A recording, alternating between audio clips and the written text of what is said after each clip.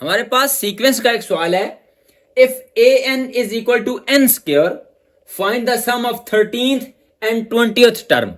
हमारे पास ये A N is equal to N square, ये सीक्वेंस का स्टैंडर्ड फार्मूला है। स्टैंडर्ड फार्मूला वैसे तो किसी भी सीक्वेंस का होता है ए एन, यानी nth टर्म मालूम करने का formula A N plus N minus one into D. आमतौर पर तो स्टैंडर्ड फार्मूला यानी nth टर्म मालूम करने का ये होता है, लेकिन हमारे पास इसको सिंप्लीफाई करके यानी डी की वैल्यू वगैरह डालकर उन्होंने बताया कि A N is equal to N square, ये वाला फार्मूला है।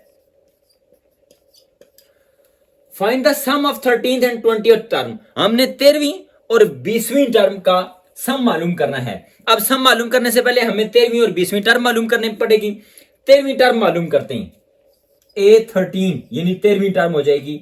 एन स्क्वायर से मुराद है वो टर्म का नंबर, यानी कितने नंबर वाली टर्म है, वो 13 है, तो 13 का स्क्वायर 13 169 हो गया। अब 20वीं टर्म मालूम करते हैं, A20 यानी 20 का स्क्वायर, चूंकि ये फार्मूला इस तरह चल रहा है, 20 का स्क्वायर 20 400। अब हमने मालूम करना है इनका सम, इन दोनों को प्लस करना है।